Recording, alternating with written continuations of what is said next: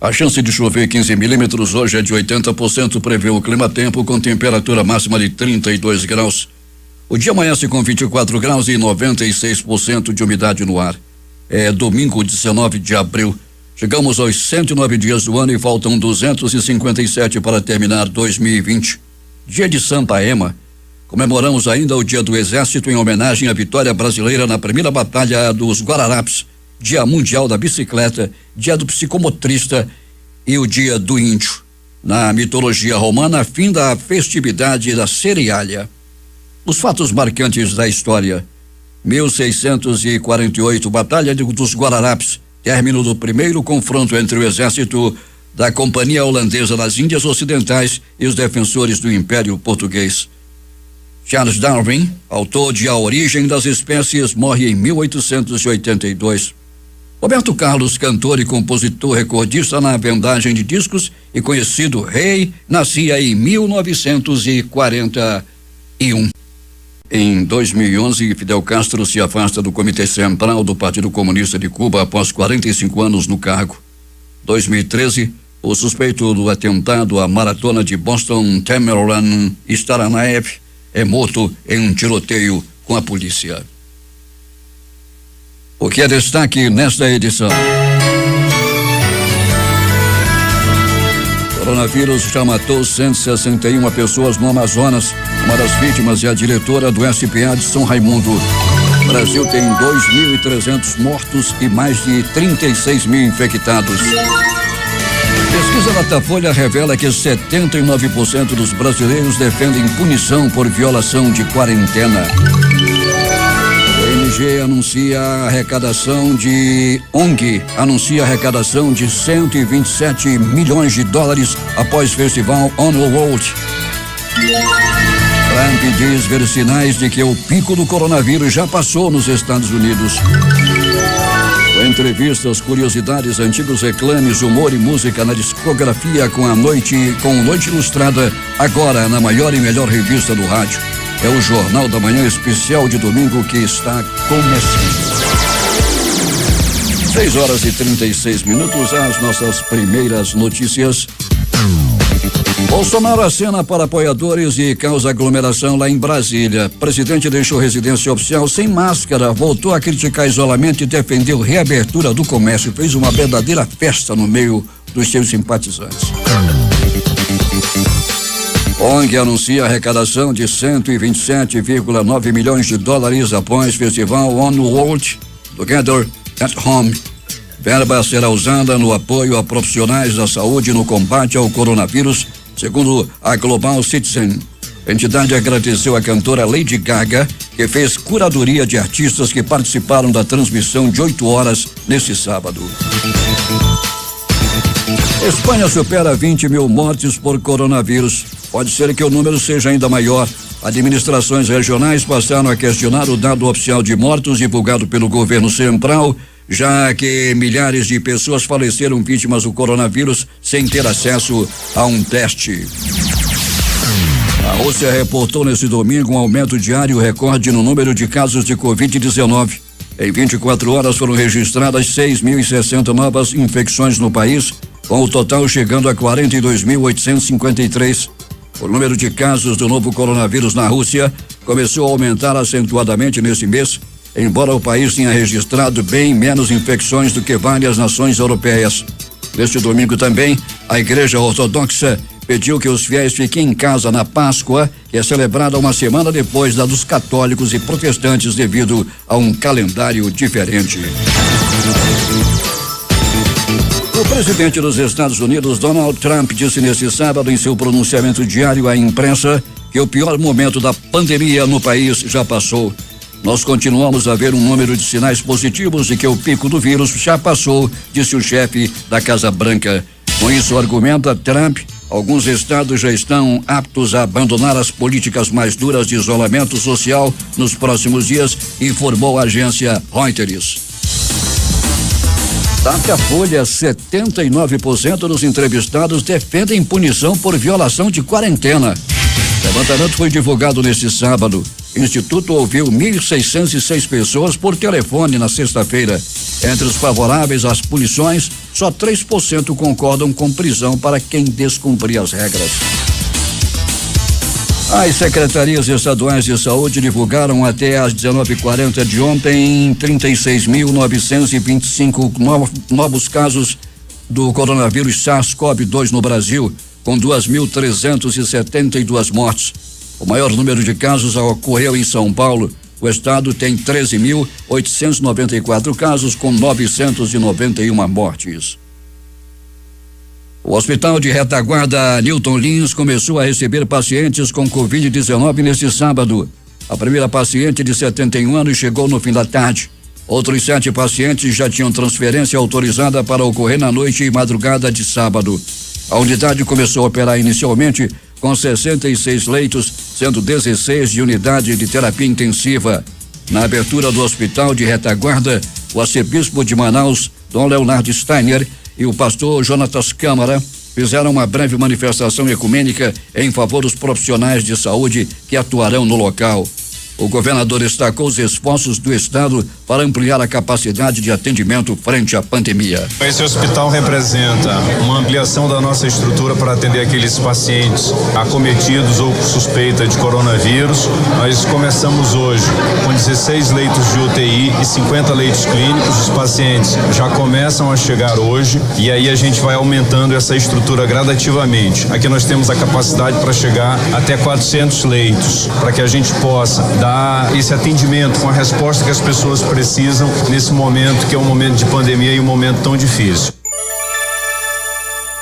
O Amazonas registrou mais 88 casos de Covid-19 neste sábado, totalizando 1.897 casos confirmados do novo coronavírus, segundo o boletim divulgado pela Secretaria de Saúde e pela Fundação de Vigilância em Saúde. Também foram confirmados mais 16 óbitos pela doença, elevando para 161 o total de mortes. Ainda de acordo com o boletim, 1.148 pessoas com diagnóstico de Covid-19 estão em isolamento social ou domiciliar, o que corresponde a 60,52% dos casos confirmados no Amazonas. Ana Valéria Costa de Matos, de 51 anos, diretora do SPA do São Raimundo, morreu neste sábado no Hospital de Pronto-Socorro 28 de agosto, onde estava internada desde o último dia 4 de abril, com um quadro infeccioso grave causado pelo novo coronavírus, o Covid-19.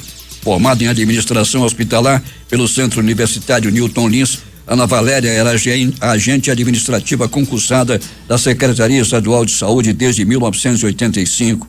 A Secretaria de Saúde do Estado lamentou a morte da servidora. Algumas notícias pelo mundo hoje relacionadas com o surto do coronavírus.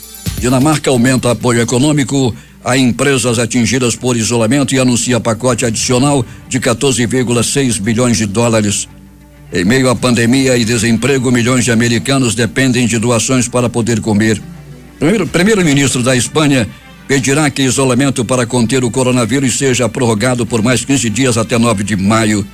Reino Unido registra 888 mortes por coronavírus em 24 horas e balanço alcança 15.464.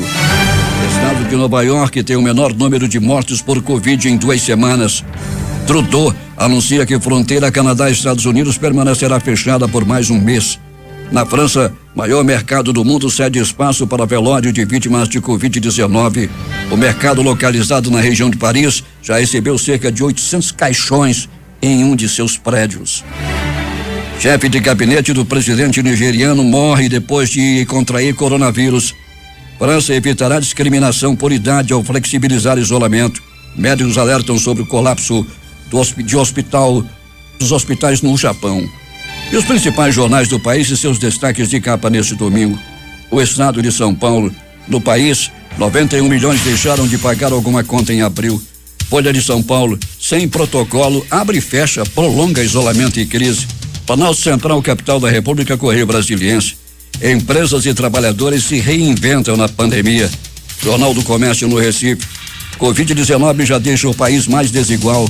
As edições impressas locais, em tempo, após pandemia, ZFM será essencial para o Brasil. E a crítica, operários parados. 6h43 em Manaus. E a letalidade do coronavírus espanta a todos. Com as horas, o Leonardo Steiner chegou a 1.897 casos de Covid-19, com 161 mortes. No país, o número de mortos chega a 2.372 e no mundo, mais de 150 mil. Eu me remeto aqui rapidamente, se o senhor me permite, a Mateus 24, versículos 18 e 19. Sobre tudo isso que está acontecendo e apenas para ilustrar, quem estiver sobre o telhado de sua casa não desça para retirar dela coisa alguma. E aquele que estiver no campo não volte para casa para pegar sua túnica. Serão dias terríveis para as mulheres grávidas e para as que estiverem amamentando. Ai das grávidas naquele dia, um resumo. Ou seja, quem estiver em casa não saia para o campo e quem estiver no campo não volte para casa. Essa pandemia, Dona Leonardo Steiner, está servindo de alerta a todos, a começar pelos que têm o poder de mando em todos os cantos do mundo. Bom dia. É verdade, o vírus invisível, mas palpável, mortífero, está mudando o nosso comportamento, está exigindo que nós mudemos as nossas relações e nos impondo cuidados mútuos. No mundo inteiro, apesar de alguns mandatários tentarem ignorar o vírus, hoje tem que voltar atrás e admitir que realmente o isolamento ainda é a melhor forma. É claro, se nós tivéssemos, como em alguns países, a possibilidade de fazer os exames e ver se quem está, quem não está para ir para o isolamento, seria uma questão. Nós no Brasil não temos essa condição. Em primeiro lugar, nos faltam material, nos faltam laboratórios para poder identificar o vírus. Mas é um momento extremamente difícil. Em Manaus, estamos chegando o momento de ter mistura entre doentes e cadáveres. Quer dizer, a dificuldade de inclusive retirarmos os cadáveres e podermos dar um repouso aos cadáveres. A dificuldade inclusive com os enterros, a dificuldade ontem, ainda passando frente a uma funerária, vi um grande número de pessoas que não deveriam estar tão juntas, mas ali estavam, certamente buscando o quê? Buscando o caixão para poder encaminhar a pessoa familiar que tinha falecido. Nós vivemos um momento triste, um momento difícil, mas nós vivemos um momento também em que a ciência precisa dar a sua contribuição. Vejam quantos homens e quantas mulheres pesquisando. Eu ainda estava vendo esses dias, Paulo, a pesquisa de uma mulher chamada Júnia Almeida, em 60, que descobriu o coronavírus e deu o nome de corona porque o vírus tem uma forma de coroa, por isso coronavírus. E hoje nós estamos, não tanto tempo depois, nós já estamos com outro tipo de corona, por isso nós chamamos de novo corona. E esse está aí presente, só que a nossa humanidade não aprende a se preparar, não aprende que a saúde tem que estar em primeiro lugar. O nosso sistema de saúde, o SUS no Brasil, por exemplo, que é elogiado no mundo inteiro, mas ele não funciona.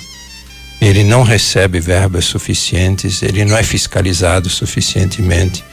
Os governos, os dois últimos, não têm dado nenhuma importância ao SUS. Agora, com a pandemia, que aparece de novo o nome SUS. Inclusive, ex-ministro e presidente vestido com o nome SUS. Mas, na realidade, o SUS é maltratado. O SUS é maltratado. Se nós tivéssemos um SUS que foi pensado com a Constituição de 88 realmente funcionando, nós não teríamos tantas mortes no Brasil. Eu tenho certeza disso. Mas não está funcionando. O sistema de saúde está entrando em colapso e o vírus está mostrando que nós precisamos dar mais atenção à saúde. Mas também precisamos dar mais atenção nos nossos relacionamentos, por exemplo, com a natureza. É uma vingançazinha da natureza. Nós estamos depredando tudo, nós estamos deixando de lado. Existe pesquisa, inclusive, Paulo, que mostra que pelo fato de derrubarmos todas as árvores, mais insetos ou mais bactérias ou coisas atacam a produção, atacam as plantas de produção. Na medida em que nós deixamos determinado tanto de mata, ela se protege, a natureza mesmo se protege. Já existem pesquisas muito interessantes sobre isso. Falei aqui ainda há pouco que o senhor esteve ontem na entrega do Hospital de Retaguarda, juntamente com o pastor Jonatas Câmara, e uma breve manifestação ecumênica aconteceu ali. Sim, era o pedido que o governador me fez, era de dar uma bênção para aqueles que haveriam de trabalhar. Ali estava presente um grupo razoável e também os doentes que viriam ser internados ali. Não foi bênção ao prédio, porque uma outra reclamação já chegou até mim dizendo que eu tinha ido benzer um contrato. Eu não benzei contrato nenhum. Eu fui para benzer as pessoas que vão servir os doentes e os doentes. E a invocação da bênção que eu fiz foi justamente para isso. E nós precisamos fazer todo o esforço, porque é admirável como os nossos irmãos e irmãs que estão a serviço dos doentes estão trabalhando. Muitos infectados, não estou lembrado agora o número, mas é um número alto, pela informação que o governador deu ontem, é um número bastante alto de enfermeiros, enfermeiras, médicos, médicas, mas também o pessoal de serviço dentro dos hospitais. Então é preciso realmente invocar a bênção de Deus. Eu fui por causa disso, e fui porque também para dar uma palavra de agradecimento a todos esses homens e todas essas mulheres que estão a serviço dos nossos doentes. E esta semana, Dom Leonardo, o senhor chamou a imprensa de novo e a igreja continua fazendo as suas missas não presenciais. Não só as missas, mas todos os sacramentos, também toda a parte de formação que tínhamos tantos encontros pela frente, mas nós vamos continuar com o isolamento. É provado mundialmente que o isolamento ajuda. O isolamento não evita chegar esse grande número nos hospitais. Então é preciso que nós demos a nossa colaboração. Não é um remédio, é uma ajuda que nós damos, é uma contribuição que nós damos para toda a sociedade. E continuamos com as missas transmitidas, os sacramentos públicos eles estão suspensos, mas as secretarias continuam abertas e nós transmitiremos da catedral pela televisão, pelas rádios, como temos feito na Semana Santa. Dom Leonardo agora vai trazer a sua mensagem. Qual é o tema da mensagem de hoje? A nossa homilia de hoje vai tratar de quê, Dom Leonardo Steiner? É o texto de João 20, 19 e 31. Jesus ressuscitado se apresenta aos apóstolos que estavam com medo, trancafiados, e eles se alegram por verem Jesus. Mas o Tomé não estava. Eles disseram para ele: olha, nós vimos o Senhor, eu só vou acreditar se eu vir as mãos e o lado. E Jesus aparece pela segunda vez. É uma meditação sobre isso. E hoje é o dia do Domingo da Misericórdia, instituído pelo Papa Francisco também, que no texto Jesus sopra sobre os discípulos e diz: recebam o Espírito Santo, a quem perdoardes os pecados serão perdoados, e a quem retiverdes serão retidos. Vamos ouvir então essa mensagem que nos traz essa manhã de domingo aqui na Rádio Difusora, no Jornal da Manhã Especial, de Dom Leonardo Steiner, nosso arcebispo metropolitano. Em seguida ele fará uma oração e, claro, nos dará a bênção.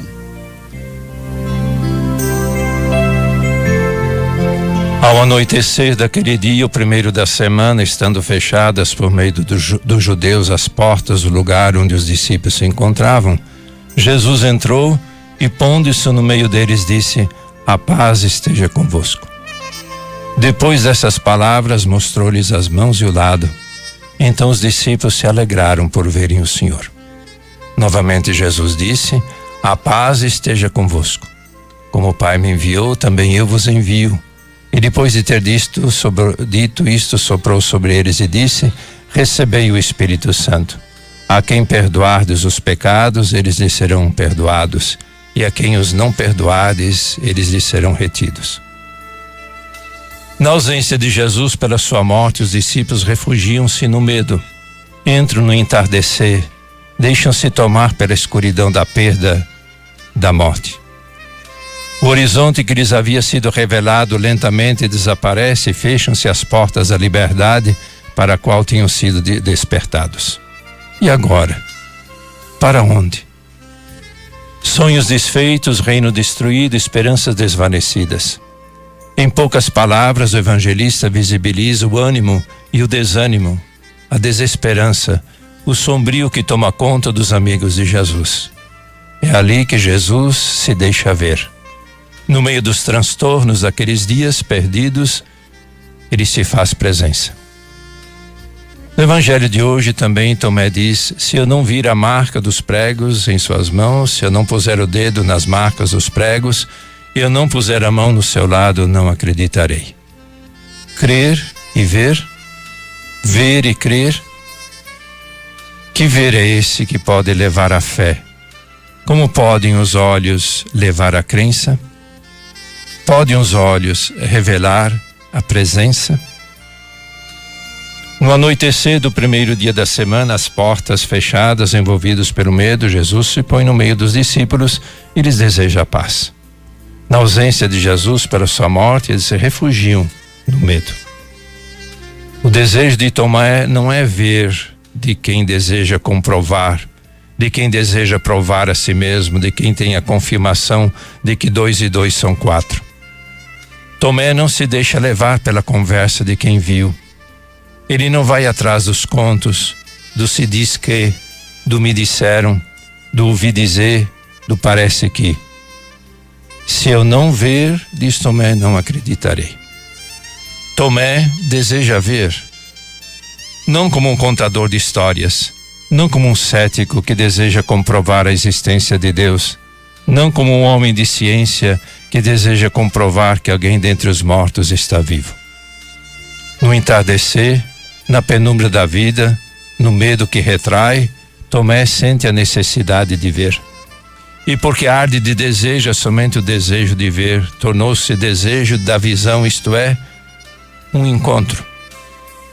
O meu mestre e senhor foi morto, e morto tragicamente, pois enfiaram-lhe os pregos nas mãos e nos pés e abriram-lhe o lado. Quanta saudade do meu senhor! No meio da perda de quem não sabe, não sabe para nascer, um novo nascer, mas deseja ver. 8 dias depois, estando fechadas as portas, Jesus se colocou no meio deles e disse a Tomé: põe o teu dedo aqui, olha as minhas mãos, estende a tua mão, coloca no meu lado e não sejas incrédulo, mas fiel. Acreditaste porque me viste. O desejo ardente de toda pessoa de Tomé, tornado o coração de Tomé, se torna visível. Sem tocar, sem se aproximar, Tomé vê. Não é simples visão, não é um visionário, mas vê Jesus e só pode balbuciar: meu Senhor e meu Deus. Foi atingido em cheio pela presença do Senhor. Um tal ver não é a comprovação da visão dos olhos, dos sentidos, mas a visão, nem da visão, é apenas um encontro. Tomé sabe que somente em recebendo a visão poderá vir a fé, a alegria da fé, a exclamação da fé. Se eu não vir, se eu não colocar o dedo, se eu não puser a mão, como se dissesse: se todo o meu ser, se toda a minha pessoa não ver, não poderei crer. Como poderei vir a fé se ele não se der a ver? Se ele não se apresentar de tal modo que todo o meu ser, toda a minha pessoa for tocada por ele, invadida por ele, se ele não for só todo toque, tocando a minha pessoa? Como vir a visão da fé se não me tocar o vazio das minhas mãos transpassadas, se não me tocar o lado aberto da minha existência? E assim toda pessoa de Tomé é tomada pelo desejo de ver. Porque tem desejo de ver, é que vê, meu Senhor e meu Deus. Irmãos e irmãs, talvez nas dificuldades, nas provas, nos dissabores, nas desesperanças, na presença do vírus que nos pressiona, nas despedidas sem aceno, tudo como entardecer, como recolhidos no medo de não mais saber, talvez então nasce o desejo de ver Jesus, o ressuscitado. Justamente nos buracos abertos no corpo da existência, possamos entrever a presença do Deus vivo e verdadeiro. Talvez seja o convite: põe o teu dedo aqui, olhe as minhas mãos. Estende a tua mão e coloca no meu lado, e não sejas incrédulo, mas fiel. Sim, somos convidados a ver. Todo o nosso ser ver. Porque é um desejo de encontro. O encontro que Jesus mesmo ressuscitado suscita em cada um de nós. Também gostaria de meditar com os irmãos e irmãs que nos escutam o que Jesus diz aos apóstolos: recebei o Espírito Santo. A quem perdoardes os pecados, eles lhes serão perdoados, e a quem não perdoardes, eles lhes serão retidos. Inspirado nesse texto do Evangelho, Papa Francisco instituiu o domingo depois da Páscoa como domingo da misericórdia. O perdão tem a ver com compaixão, com misericórdia. Receber o perdão e dar o perdão. Perdão, misericórdia, que é a expressão máxima da paz. A palavra misericórdia quer dizer ter o coração com os pobres, sentir afeto pelos pobres, ter o coração aflito por causa da aflição da outra pessoa. Misericórdia como a cordialidade que se compadece com a miséria do outro. Misericórdia como uma relação própria que ultrapassa os interesses pessoais, uma relação de compaixão, de cuidado. Nesse sentido, a misericórdia denota a atitude de quem transcende o egoísmo, o egocentrismo e não tem o coração centrado em si mesmo, mas centrado no outro, em especial nos pobres, nos aflitos, pela miséria que padecem. Transcender-se a si mesmo até os outros, esquecendo-se assim da sua pessoa, não é debilidade, mas fortaleza. Nisso consiste a verdadeira liberdade, sair de si. Trata-se da livre autodeterminação e, por conseguinte, da autorrealização. É tão livre que pode ser livre, inclusive, em relação a si mesmo. Pode superar-se a si mesmo, esquecer-se de si, ultrapassar, por assim dizer, os próprios limites e encontrar o outro.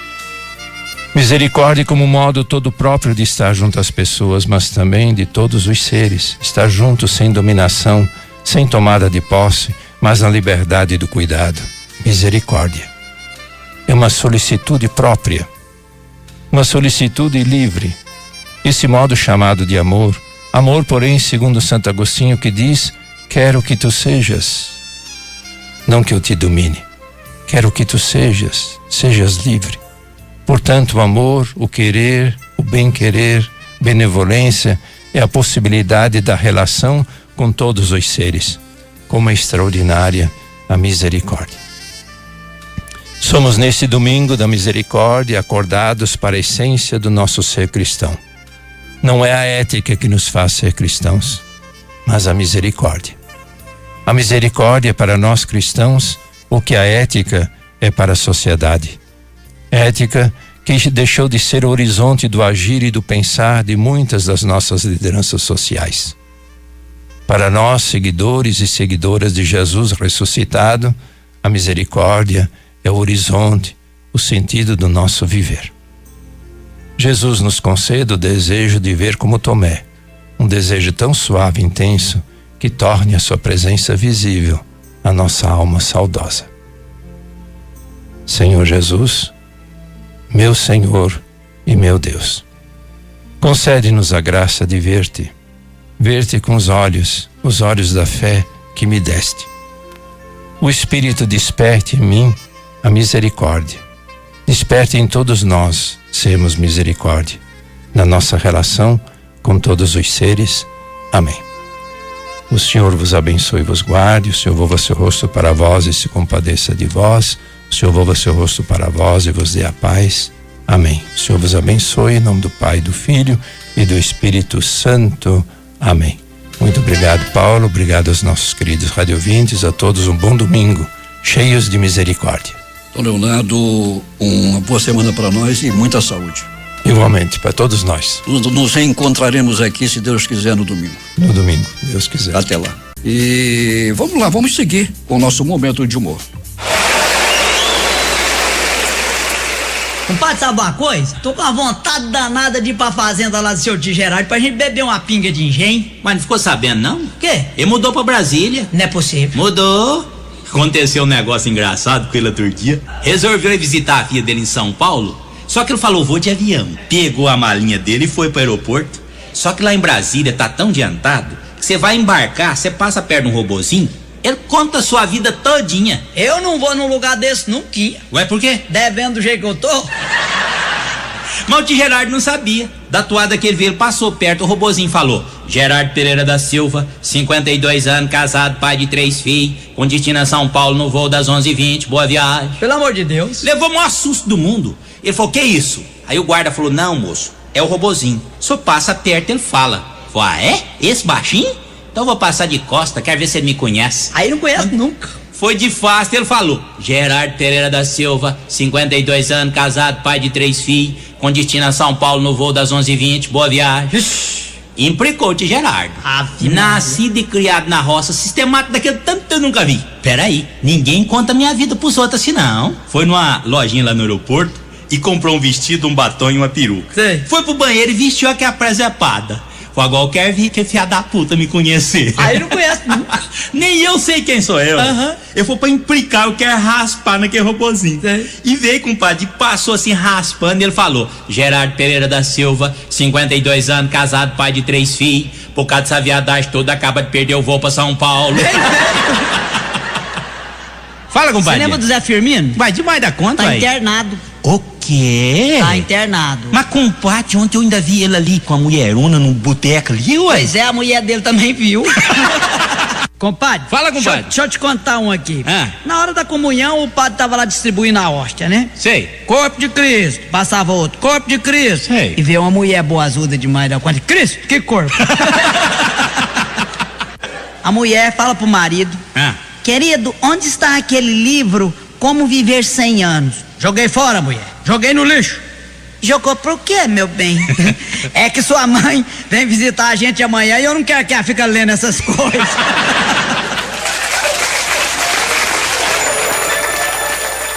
Nós vamos agora a nossa... Vamos lembrar aqui um pouco os antigos reclames do rádio e já a gente conversa.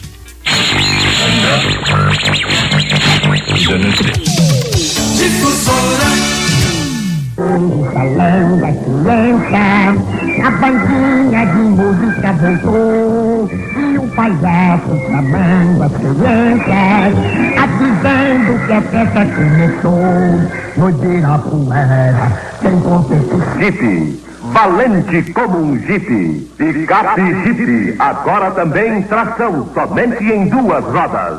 Carroceria ampla, cabina folgada para 3 pessoas. E o famoso motor Willys, potente e econômico, com 90 HP, tem reserva de força e proporciona menor consumo de combustível. Na cidade, o picape Jeep tração em 2 rodas, com entregas mais rápidas, garante maiores lucros. Examine o picape Jeep no seu concessionário Willys. Senhores, interrompida a partida. Alô. Fala quem chamou. O juiz acaba de marcar penalidade máxima. Proibiu o time inteiro de comer pirulitos top G-Craques. Vamos às impressões do capitão. Bom, quer dizer, né? É uma injustiça pro time. Os pirulitos G-Craques, além de deliciosos, são muito nutritivos. Craque é craque e pirulito é G-Craques. Agora também com sabores coco e chocolate. Pirulito top G-Craques.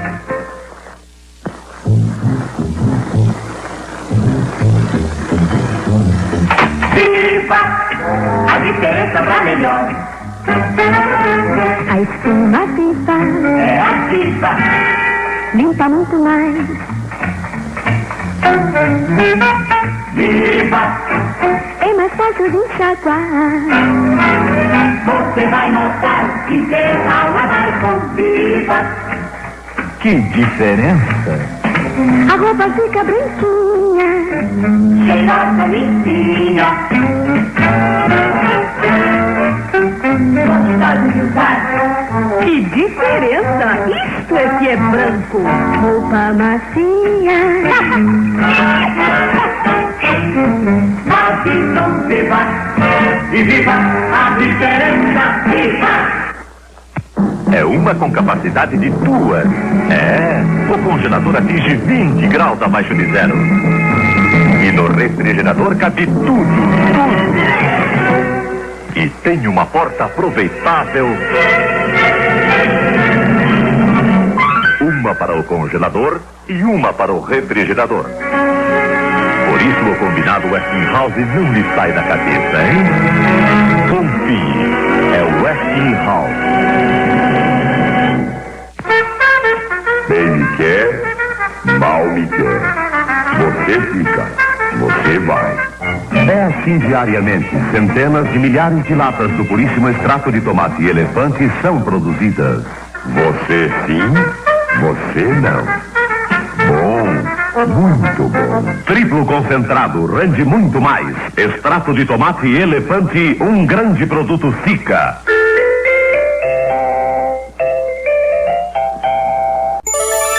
Oito horas e 6 minutos em Manaus e agora vamos à nossa discografia.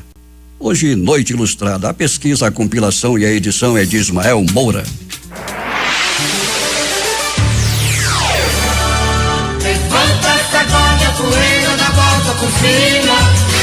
Mário de Souza Marques Filho, conhecido como Noite Ilustrada, nasceu em 10 de abril de 1928 em Pirapetinga, Minas Gerais.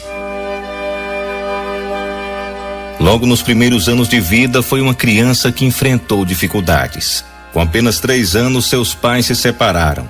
Entre 5 ou 6 anos, ele já ajudava em casa. Trabalhava de engraxate, ajudava na fabricação de queijo e entrega de leite. Neste mesmo período, ele teve que mudar de endereço e passou a frequentar a escola. Pouco tempo depois da mudança, sua mãe descobriu onde seu pai morava. E como ela estava sem condições de cuidar de Mário, resolveu entregar o filho aos cuidados do pai. Ainda não tinha 10 anos quando foi morar com o pai no Rio de Janeiro. O pai trabalhava muito e não tinha muito tempo de cuidar do filho. Ele então resolve colocar Mário em um colégio interno. No colégio interno, o domingo era um dos dias mais tristes para o pequeno Mário. No domingo todos recebiam visitas, menos ele. E assim se passaram quase 10 anos. Quando saiu do colégio interno nos anos 40, foi trabalhar em uma fábrica de móveis. No trabalho ele fez muitas amizades e conheceu o pessoal da escola de samba da Mangueira.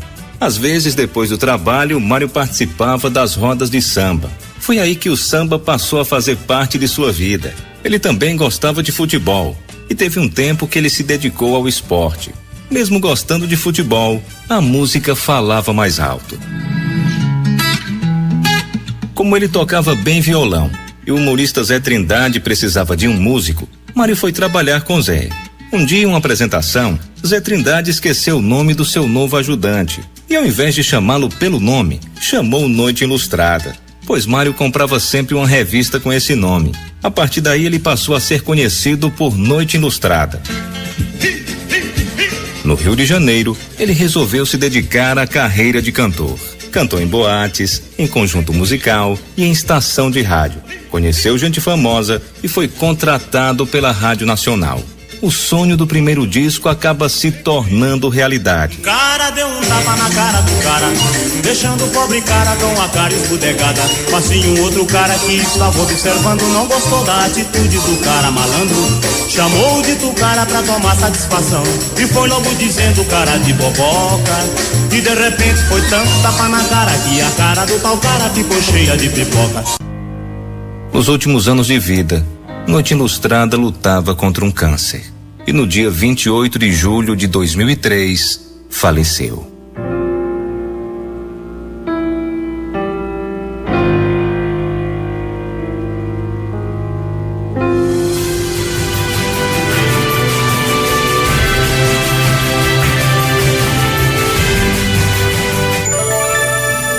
Horas e 15 minutos em Manaus.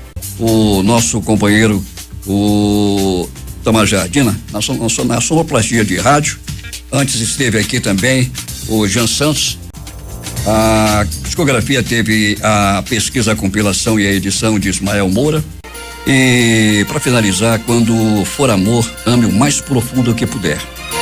Quando for falar, fale o que for realmente necessário, por favor. Quando for sorrir, procure sorrir com os olhos também. Quando quiser se declarar a alguém, faça isso sem medo do que essa pessoa pensará de você. Quando sonhar, sonhe bem alto e bem longe. Quando for partir, nunca diga adeus. E diga que foi tudo maravilhoso.